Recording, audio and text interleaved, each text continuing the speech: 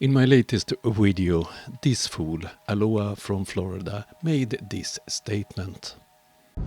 Go to the Fittest Flat Earther. I've been liking Tyler's work a lot lately. He does more than just flat earth, but he's good. Check out Tyler Hansen of the Fittest Flat Earther. Fittest Flat Earther does great content according to Aloha, so I will have a look at him today.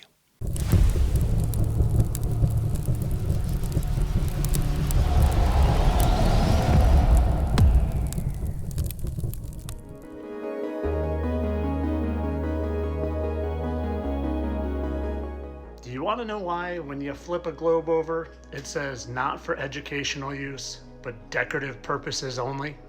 Oh, this old flat earth nonsense. It's because it's made to look pretty on your table. It's not made for navigation purposes.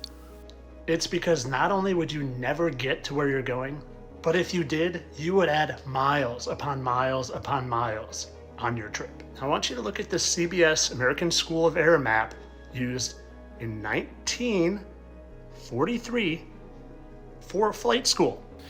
Let's take a closer look on that map. And then we have a closer look on the top of the map. It's a polar projections, and on the left you have the Western Hemisphere and on the right the Eastern Hemisphere. Do we understand the meaning of that? And I want you to look at this. Here is a scale. People always say, where's your flat earth map with a scale? Well, here it is. Let's have a closer look on that scale. Didn't he read this text or didn't he understand it? You have information about the projection and the effects this type of projections have.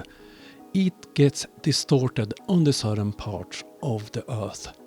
Oh dear. Not only does it have a scale, but it has this funny looking white border with all this outlined mapped terrain. What could that be? What could that be, I wonder?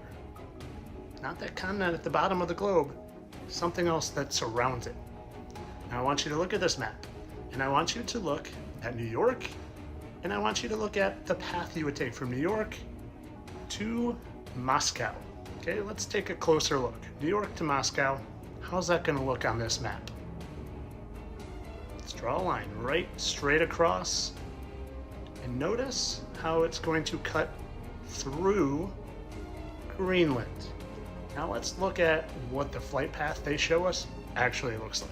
So when you pull up the actual flight path, this is what it looks like. They make it so it arcs up to Greenland and then down to Moscow.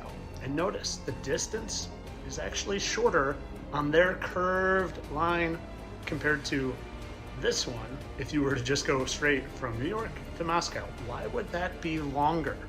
Think about that. Again, on the flat earth map. That's an actual map that flight schools used to use. There is a small problem with his statement. The flight path shown on the map is not from New York to Moscow.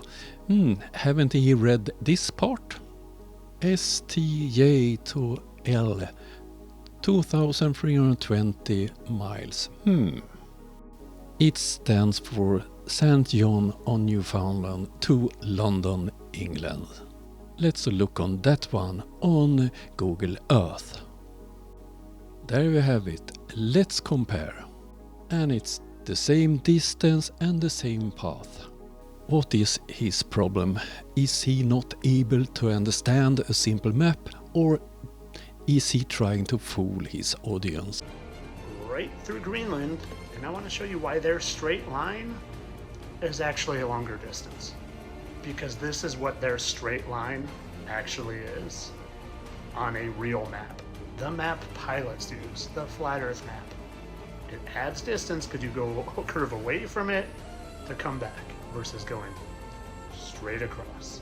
Is he stupid or just dishonest? Let's have a look at the shortest trip between New York and Moscow on a globe using Google Earth.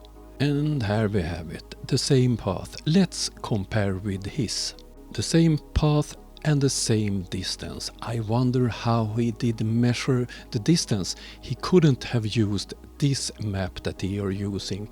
I'm quite sure that he used Google Earth.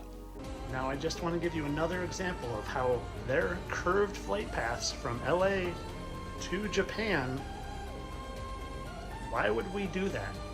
I'll show you. Because on the flat Earth map, LA to Japan is actually an exactly straight line.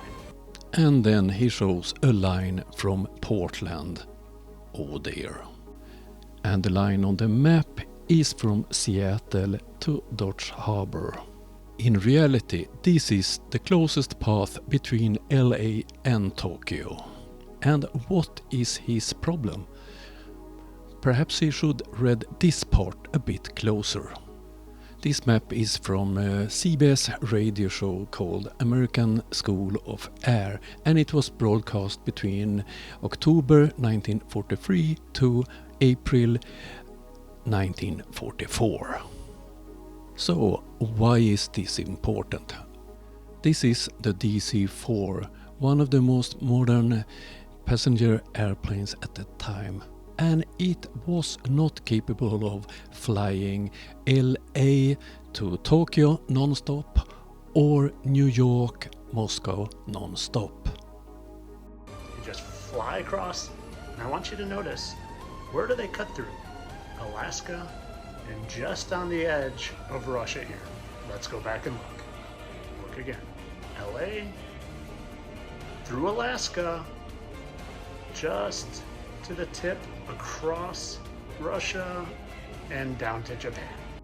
Please look closely on his lines. No line is from LA to Tokyo. Oh dear, is he stupid or is he only dishonest? Now is it making sense? Oh, and if you don't believe me, I don't think so many people believes you after watching my video. Perhaps this fool will still believe you. Go to the Fittest Flat Earther. I've been liking Tyler's work a lot lately, and he does more than just flat Earth, but he's good. Check out Tyler Hansen of the Fittest Flat Earther. So, according to Aloha from Florida, this fool, Fittest Flat Earther, is more reliable than scientists and the school. Hope you liked the video. I will be back soon. Have a nice day. Bye.